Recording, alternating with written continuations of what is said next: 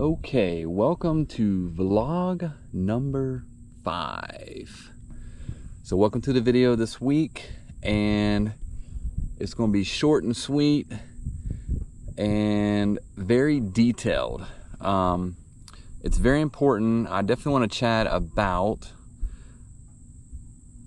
the kitchen sink. So we're going to title this vlog the kitchen sink.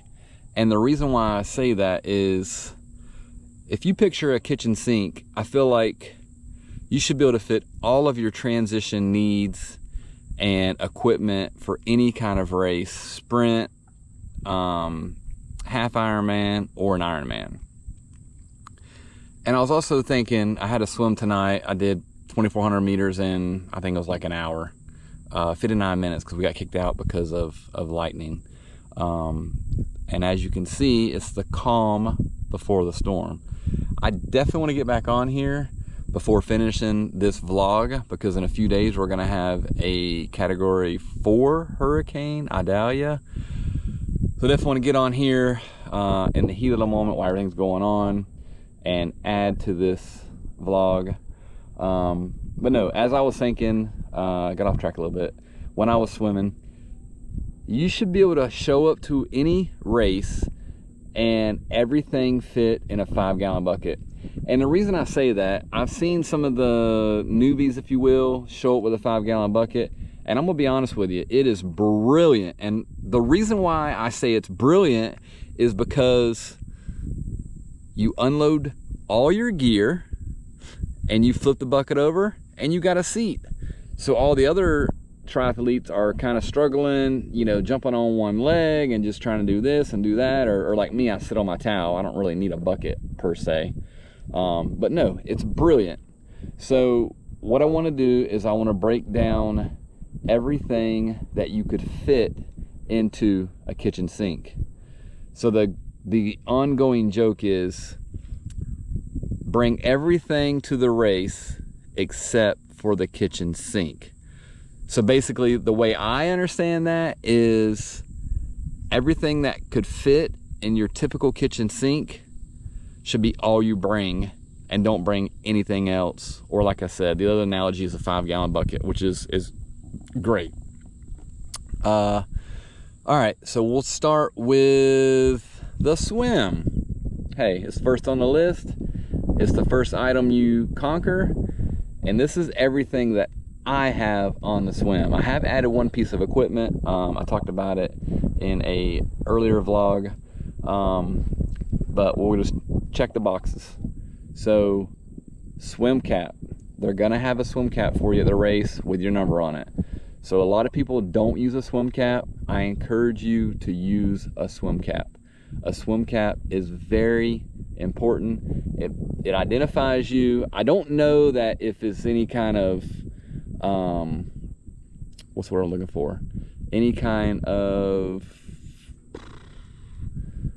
streamline, aerodynamic, helps you go faster in the water or river, you know, whatever piece of ocean or lake you're going to be in. So, swim cap, you got to have it. Number's going to be on it. Next item on the list is going to be 2 pairs of goggles. Yes, I said 2 pairs of goggles. You're going to have a tinted pair and a clear pair, and take both with you. You can discard them. They're very inexpensive. I mean, they're probably low end $10, high end $25. You can either tuck them down into your wetsuit or your Viper that I'm going to be wearing. It's like a swim skin. Very important. It's going to shave about 4 minutes off my time. Just now, that is definitely being more streamlined with the water. So swim cap, 2 pairs of goggles, your tri-suit, whatever you're going to keep on all day, just wear that to the race. That way you have it on and it's not something you're carrying and have to change into. And you're going to have any kind of body glide that you want to put on. So if it is a wetsuit legal swim, you can put your body glide on, and then that way you don't chafe. Very, very important.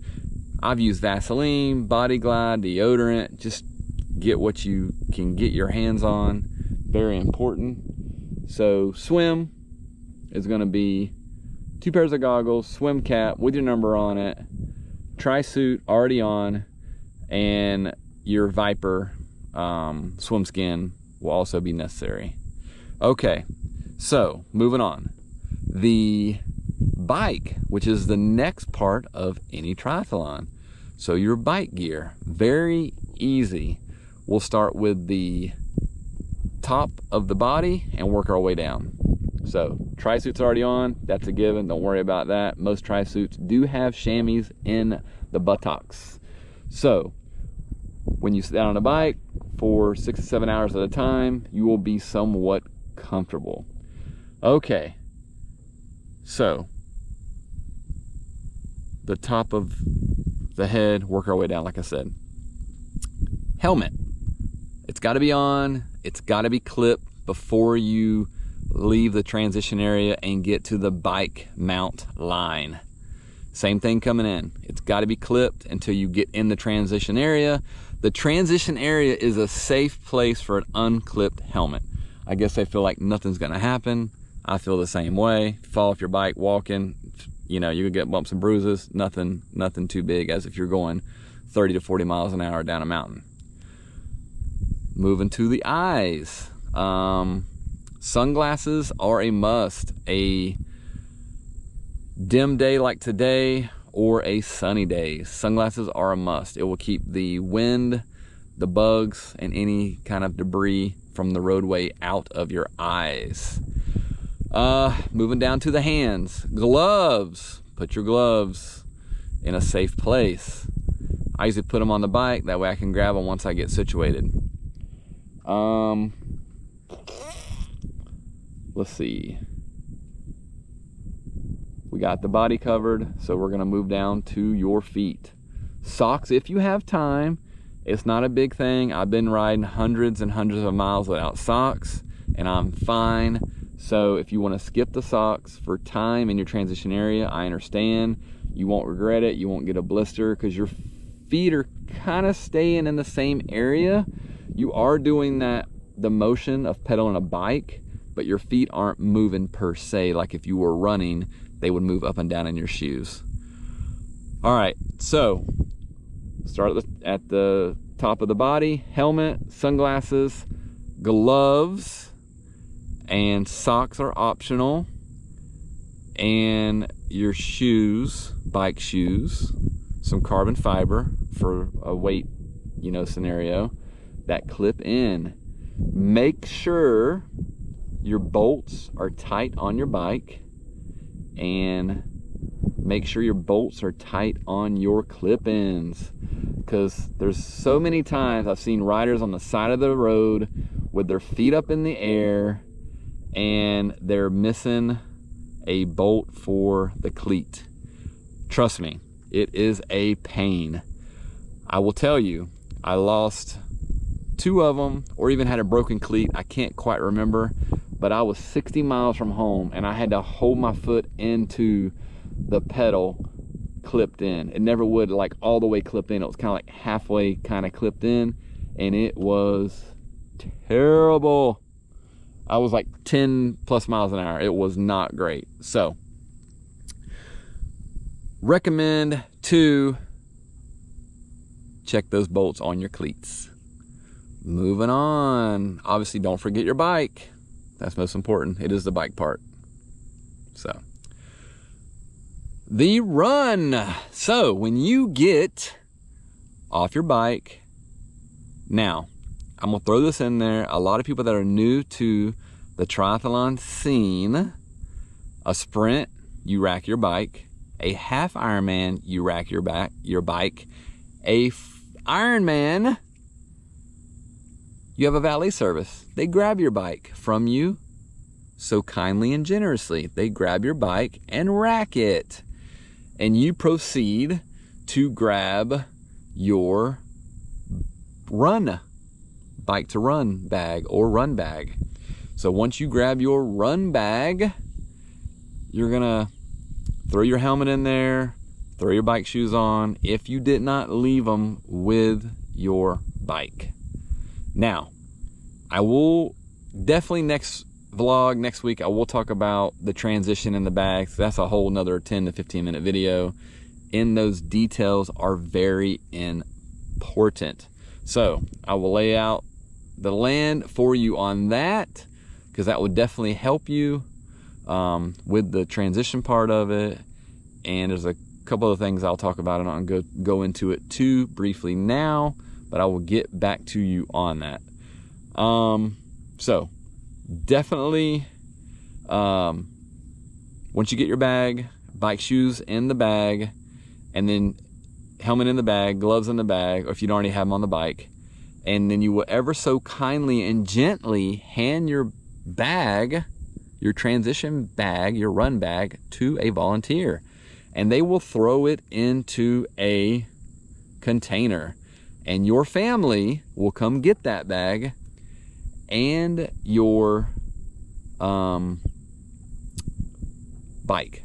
So make sure they have a ticket for your bike. Your family will have the ticket. They can get your bike while you're finishing up the run. Now, I recommend to put a couple pairs of socks in your bags so you have them.